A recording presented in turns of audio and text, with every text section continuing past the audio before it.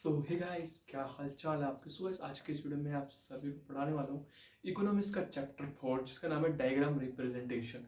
ठीक है, अपना प्रेजेंटेशन। ठीक है, तो बेसिकली इसमें है क्या कि आपको डायग्राम्स के बारे में पता लगेगा। डायग्राम्स कैसे कैसे टाइप के डायग्राम्स होते हैं और जो डायग्राम प्रेजेंटेशन होता क्यों है, क्यों बनाते हैं, उसको सब कुछ हम बताएंगे इस वीडियो में। सब कुछ ए टू जेड एकदम पूरा इस वीडियो में कवर कर लेंगे। तो गाइस, इसके थोड़े से एक दो पार्ट, दो तीन पार्ट्स बन सकते हैं, तो आप उनको देख लेना। ठीक है, तो लाइक मैं थोड़ा सा वीडियो 10-15 मिनट का ही बनाऊंगा, मतलब फिर उसके बाद सेकंड पार्ट में आएंगे, क्योंकि अगर बोर हो जाते हैं कुछ कुछ लोग, तो इसके लिए हम सेकंड पार्ट भी रखेंगे, थर्ड पार्ट भी रखेंगे।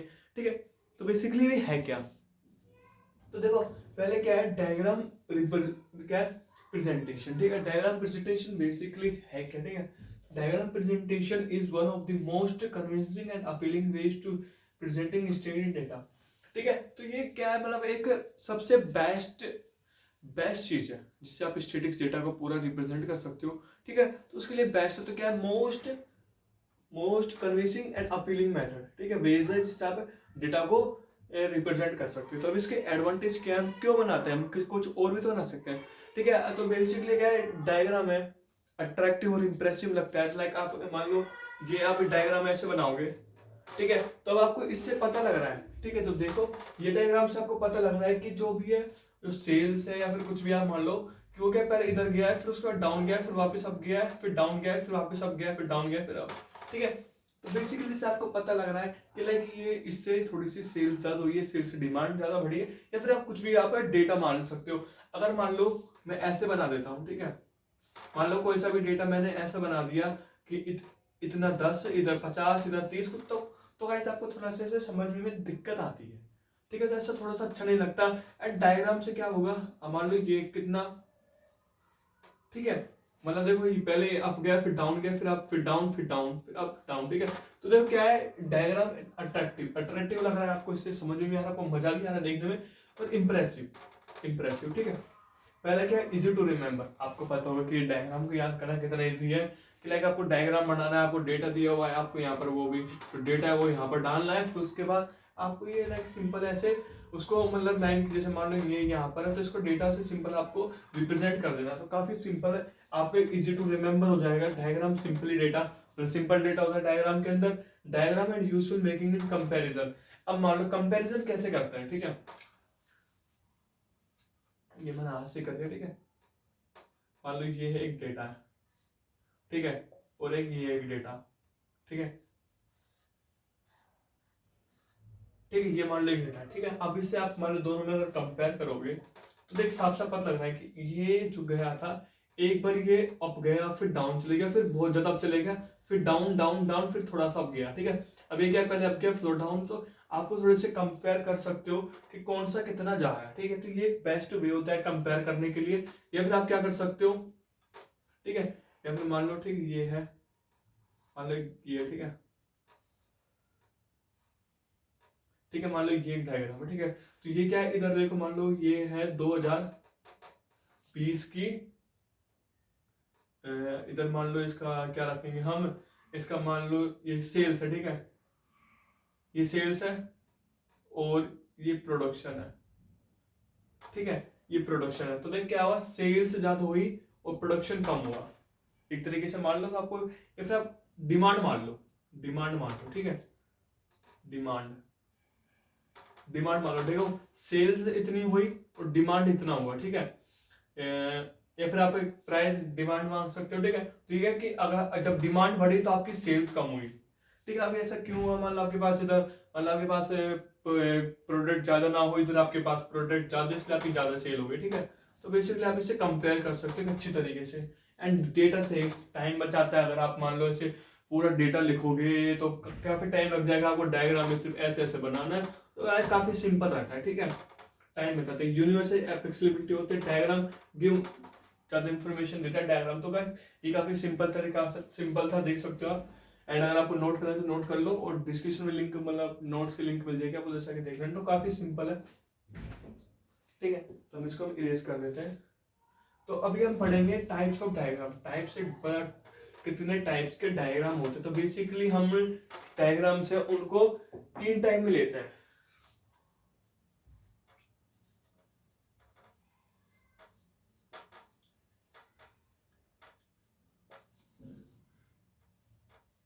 ठीक है, तो पहला कौन सा होता है, वन डायमेंशन डायग्राम, ठीक है, फिर टू डायमेंशन, फिर थ्री डायमेंशन, ठीक है। अब वन डायमेंशन में भी कुछ कुछ आता है, जैसे मान लो एक मैं आपके लिख के बताता हूँ कि कौन कौन सा आता है, क्योंकि थोड़ा सा डिटेल में भी आपको थोड़ा सा पता लगेगा। अगर मैं ऐसे लिखने बैठूंगा तो काफी वीडियो तो काफी ज्यादा लंबी हो जाएगी, ठीक है।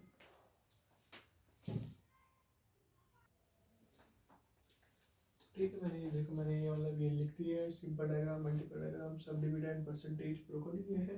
मतलब देखो वन डायमेंशनल में होते हैं simple bar diagram, multiple bar diagram, subdivided bar gram, percentage bar gram, broken scale bar gram, and dimensional bar gram. मतलब डायमेंशन नहीं, आप डायग्राम बोल सकते हो, ठीक है। और क्या फिर टू डायमेंशनल में rectangle, square, circle, pi diagram, and three में क्यूब, सिलेंडर, ब्लॉक्स एक्सेट्रा वगैरह, ठीक है। तो हम अब पढ़ेंगे वन डायमेंशनल, ठीक है। वन डायमेंशनल बेसिकली होता क्या है, वन डायमेंशनल आपको पता होगा, जिसके पास वन साइड हो उसको वन डायमेंशनल बायोग्राम कहते हैं, ठीक है। तो अब इसको हम इसका सिंपल डायग्राम पढ़ेंगे, क्या होता है सिंपल बार डायग्राम, ठीक है। तो देख लो एक बार, सिंपल बार डायग्राम मल्टीपल में मल्टीप्लाई, सिंपल डिवाइडेड में, ठीक है। तो इसको थोड़ा डिटेल में पढ़ते हैं, बस आपको दिखाने के लिए मैंने लिख दिए कितने टाइप्स के होते हैं।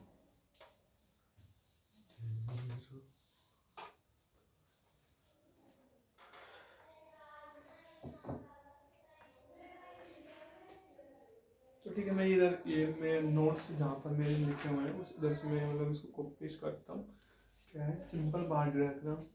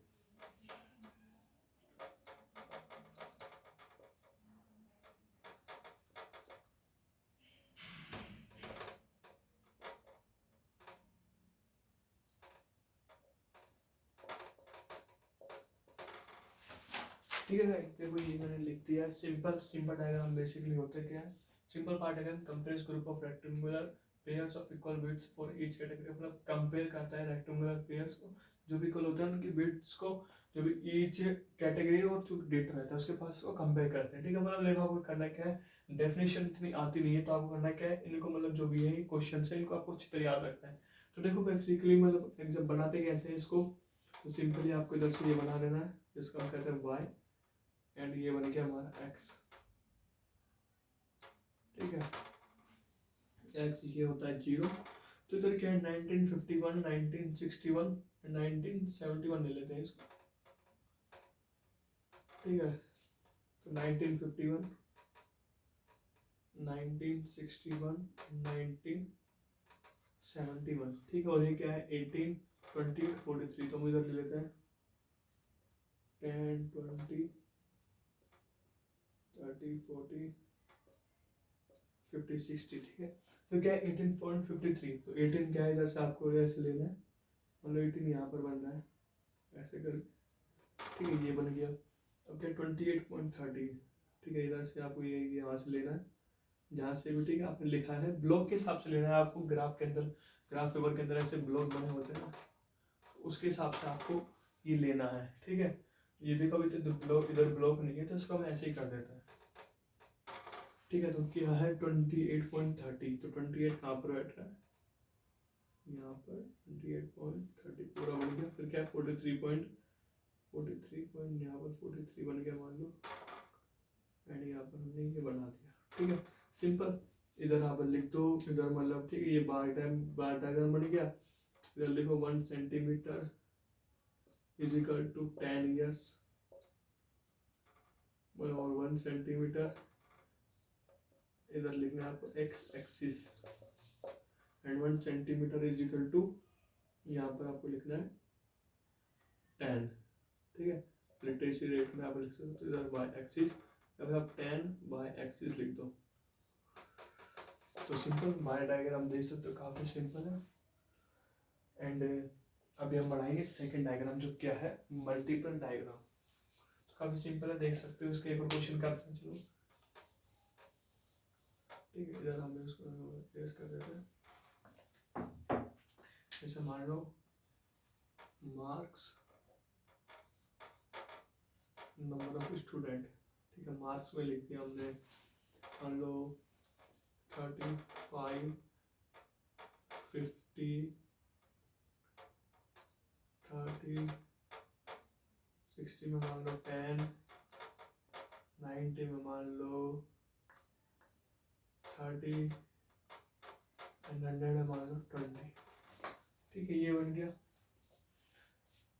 अभी ये सिंपल ये डायग्राम को यहाँ पर ड्रॉ कर देना है, यार को मार्क नहीं, इधर कुछ और करते हैं। मान लो ईयर लिख देते हैं, मतलब इतने बच्चों ने इस साल एडमिशन लिया।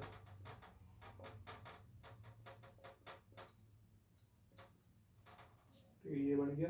तो इधर ठीक है, ये बन गया। यहाँ पर यहाँ को एक बार सीधी लाइन खींच ली यहाँ से, ठीक है। 0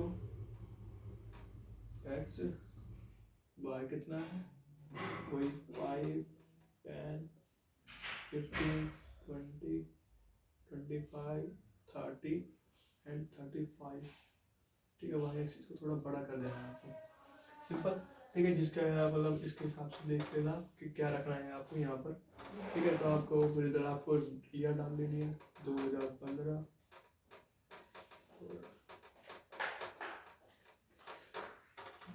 ठीक है, सिंपल। अब करना क्या है, ये जो भी है मतलब स्टूडेंट लिखना है, इनको आपको लिख देना है जाके क्या 5।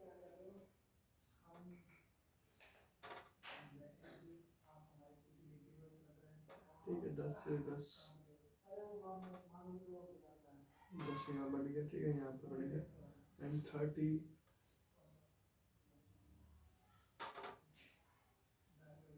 30 फिर 20। सिंपल।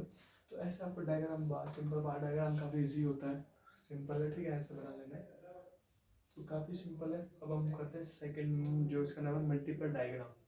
ठीक है,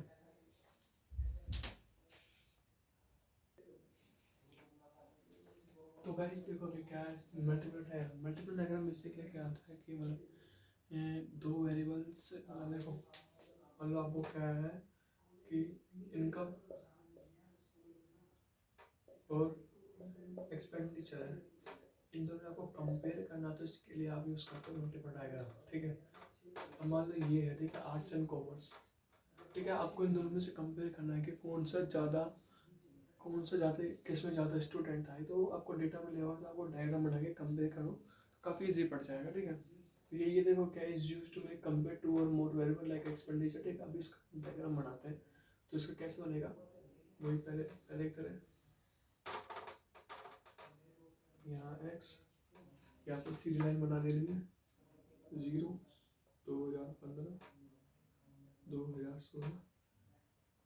एक मिनट, एक मिनट, एक मिनट, एक मिनट। ठीक है, तो इधर मैं बना देता हूँ, इधर बनाता हूँ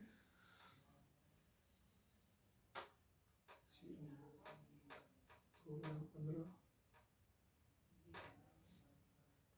ठीक है, आपको ग्राफ के हिसाब से बना देना है। जैसे मान लो इधर मेरे क्या है, इधर से कुछ 10 रख लेते हैं, 10, 20,